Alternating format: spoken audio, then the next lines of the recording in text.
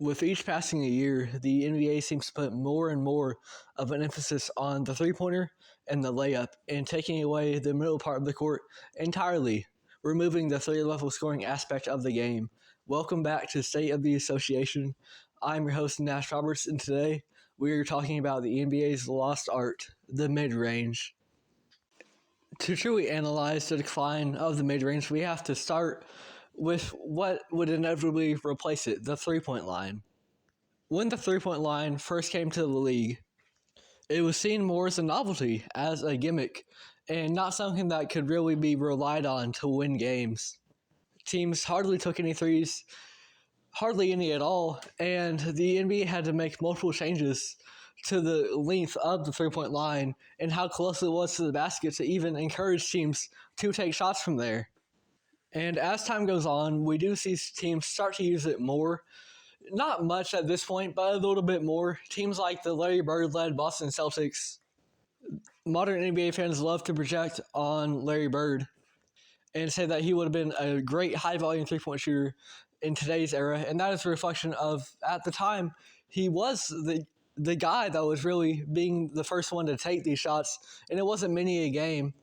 But he was the first to, win championships leading a team by being a shooter. But with Larry Bird, his primary attribute in terms of shooting, he was an elite mid-range shooter. So even though he did space his shots out a little bit more than we had seen previously, ultimately it was still an emphasis on the mid-range. Steve Kerr is another one that comes to mind as a three-point specialist who was crucial in the later stages of that Bulls dynasty. He's yet another player who would translate really well to the modern NBA, being a three-point specialist. And Steve Kerr was truly the turning point in terms of their three-point specialists and their viability just for his role on those Bulls teams and the clutch shots that he was able to hit to secure those championships. Then as time progresses even more so, we get guys such as Ray Allen and the like who lead into the 2000s, early 2010s. And this is when it really becomes a viable option, and you really start seeing how you could have at least one three-point specialist and how that would definitely improve your odds at championship contention.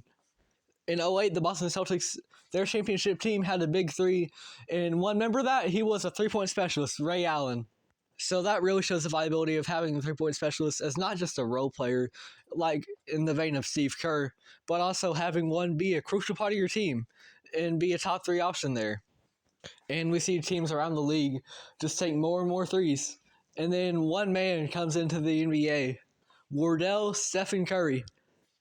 And from then on, the mid-range seemed to slowly fade away, and we leaned into the three-point era, revolutionized by Steph Curry.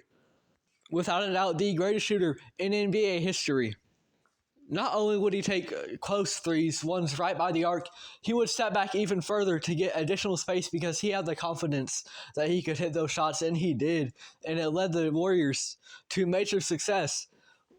Along with another all-time great shooter in Klay Thompson, the Golden State Warriors would have a dynasty winning 4 championships, living and dying by the three, especially with that Splash Brothers backcourt. And your most recent NBA champions also took an unprecedented level of threes, the Boston Celtics. Teams even tried to copy it like the Houston Rockets, which ultimately didn't work, but it showed that there was a major shift, and it was led by one factor, and that is that teams love to follow and copy other champions. They love to copy champions and will do whatever they can, even if they don't have the same talent on their roster, to replicate that success. We saw the Houston Rockets try to replicate the Warriors, try to create a team led by James Harden that also lives and dies by the three. Ultimately, it didn't work. But as this happened, as the shift occurred more after the Warriors started winning, teams would continuously take a higher and higher amount of threes and take the mid-range out of the game entirely. The Boston Celtics won the 2024 NBA championship by loading up their roster with players who could shoot. And not only could they shoot, but they hit those shots at a high level, and they attempted them at a high level, an unprecedented high level. And their coach said that they are going to do even more, take even more threes this year, push to the limit. And that's what they're doing. They're taking over 50 threes a game now. And just now, they defeated the Cleveland Cavaliers, who were previously 15-0 to start the season, and they made 22 threes in that game. And since the Boston Celtics won with such a three-point centric system last year, other teams are trying to do that too. Even low-level teams like the Charlotte Hornets are attempting a lot of threes. The Hornets are attempting, I believe, over 42 of them a game. And as much as Steph Curry and the Warriors revolutionized it, following this Boston Celtics championship, where everyone on the team, it seemed like, was taking threes and taking plenty of them, we're seeing even more of it. And it's leading to record lows in the mid-range. Teams are not taking mid-range shots anymore. It's making up a very small percentage of a shot diet because recent championship contenders, recent championship winners, and the advanced analytics say that the mid-range isn't the way to go. In terms of points per weighted shot, the mid-range is statistically the lowest. You get more points per shot for layups and threes. So if your offense is going to be more efficient by doing that, why would you take most of your shots from the mid-range? And teams are moving away from that more than ever this NBA season. They followed championship contenders and they followed advanced stats, and that has all led to the decline of the mid-range in the NBA. But there is a bright spot on the other end, and that is that there are still some players in the modern NBA who are trying to bring that mid-range back, who are trying to keep it in their arsenal and become the best version of themselves through the mid-range. The Phoenix Suns, who got off to a good start to the year, by the way, they have two of them, and those are Devin Booker and Kevin Durant. Devin Booker is one of the most prolific scorers in the entire NBA. He scored 70 points at 19 years old. Correction, age 20. But he became the youngest player to score 70 points and also 60 points in an NBA game. No one at such an age has done that before him. And he has consistently been one of the best shooting guards in the NBA. On top of that, he is a really good playmaker for others at the shooting guard position. And that is because teams have to watch for him every step of the way. They don't just have to watch the paint. They don't just have to watch from beyond the arc. They have to be careful and tuned in to Devin Booker every single time that he has the ball, including in the mid-range. So it opens up a whole new element to his game via his mid-range. And Kevin Durant's teammate, Devin Booker's teammate, Kevin Durant, is one of the best three-level scorers in NBA history. He won 2 championships with the Golden State Warriors, and while those are heavily criticized, he is a 2-time Finals MVP as well. While Steph Curry was out taking threes, it also opened up the door for Kevin Durant to take some more shots in the mid-range and become an incredibly productive and efficient player, a crucial player to a championship team, by taking mid-range shots and being one of the most prolific three-level scorers in NBA history, inside the paint, outside the arc, and most importantly, in that mid-range area. Now he's playing alongside Devin Booker, and the Phoenix Suns have got off to a good start to the NBA season, especially in the Western Conference. That is just loaded with talent. It's going to be hard to get a lot of wins in that, but the Suns got off to a real good start, and they are led by 2 stars who love the mid-range and are really trying to keep it in the game. Devin Booker, as an example, he is probably the biggest young star to really hone that element of his game, and it's been very, very effective for him. One last player to mention here, holding on to that mid-range, is DeMar Derozan. While he might not have the accolades of Kevin Durant, or the eye-popping numbers at this point in his career as a Devin Booker, DeMar Derozan was one of the best offensive players of the 2010s, and that fell down to his game. He honed the mid-range shot to make it truly a weapon for him.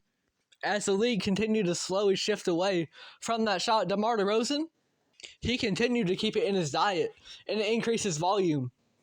And ever since the 2013-2014 season, DeMar Derozan has not failed to secure a 20 points per game scoring season. He has scored 20 points per game for 10 consecutive years now. He's been one of the best, most consistent scorers in the entire NBA. And at one point on the Chicago Bulls, there were talks for DeMar Derozan to be the MVP. Ultimately, that didn't work out, but it brought recognition back to what the mid-range can do, at least for DeMar Derozan, and how it can still be a valuable offensive weapon if in the right hands. And that brings me to the last point, and that is that the mid-range unlocks a player's full scoring potential to be a proper three-level scorer and the importance of that.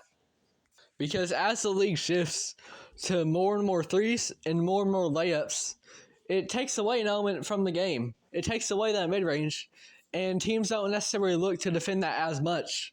Especially in a zone defense, they might focus just more on the arc or inside the paint. And man coverage is a little bit different. But as a result of this, there are more opportunities for the mid-range than ever. And players, as I mentioned, like Kevin Durant, like Devin Booker, like DeMar Derozan, they take advantage of that. And by being some of the best scorers in the NBA, Kevin Durant is one of the best scorers in NBA history.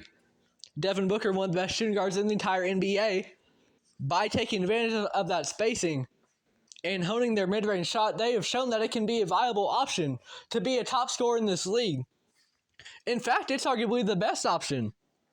Because if you have no mid-range shot, if you are strictly threes and you are strictly layups, teams are going to be able to take you out of your comfort zone. Their defense is going to be able to force you into the mid-range area. And if you don't have an answer for that, you're not going to get the basket. But to be able to hit shots from there too, and not just hit shots from there, but be comfortable from there and consistently go to that area, it can open your offense to a whole nother level and make you truly an unstoppable, unguardable scorer by attacking the mid-range. And while it is perhaps the NBA's lost art, the mid-range still has a place in the modern NBA, especially with all the spacing allowed for now because of the three-point revolution. Players like D-Book, like KD, like DeMar Derozan, they are holding on to the NBA's lost art and hoping to make it experience a renaissance with the success that those players have had in their NBA careers. They hope to create a renaissance once again of the mid-range, of being a proper three-level scorer and being unguardable, creating a truly unstoppable scoring threat that the defense doesn't have a proper answer for. That is what the mid-range can unlock. And as it slowly fades away with time, as we see less and less mid-range shots being taken, there is still one last breath for the NBA's lost art. Because as we go away from it more and more, as we take a lower volume of these mid-range shots, all of a sudden the value per shot goes up. Because it's only going to be these mid-range specialists taking the shot. And more than likely, they're going to make it. And as a result, with the whole league taking less and less, and the shots that are taken from mid-range being from the guys who know how to do it, the value and the points per weighted shot from the mid-range, they go up. And as the efficiency from there goes up, maybe it becomes comparable to something like the three, which we're really seeing the limits now of volume to actual points per weighted shot. In recent years, the mid-range has actually had a higher value per weighted shot, more points per weighted shot than the three-point, just because of the volume of threes being taken. And as a result, the mid-range shot, the NBA's lost art, is really showing its value once again in the advanced analytics. And as a result, there is still hope for it to one day make a renaissance. And while Kevin Durant and DeMar Derozan are nearing the end of their careers, they are nearing father time, Devin Booker still has plenty of time in this league to go on and not just experience success himself individually, but also experience great team success, because that is what's going to get the job done. That is what's going to bring recognition back to the three-point shot, is if it is going to be able to lead to championships for Devin Booker. And he has all the talent in the world to be the number one option and make it happen and bring back the mid-range shot and experience a renaissance for the NBA's lost art. Something that was integral to the game for so long. Perhaps the most beautiful shot to watch out there on the court. There is still hope for the renaissance of the NBA's lost art, the mid-range. And that is all for today's episode of State of the Association. Thank you for listening. I've been your host, Nash Roberts. We're probably going to have a full-length one tomorrow, going over other segments as well, other topics. But I definitely wanted to get this one out here first. This is something I'm very passionate about. The mid-range is probably my favorite shot in the game. And over time, it has just consistently got used less and less. So I wanted to make a little love letter to it. Thank you for listening if you made it this far. This has been State of the Association. I'm your host, Nash Roberts.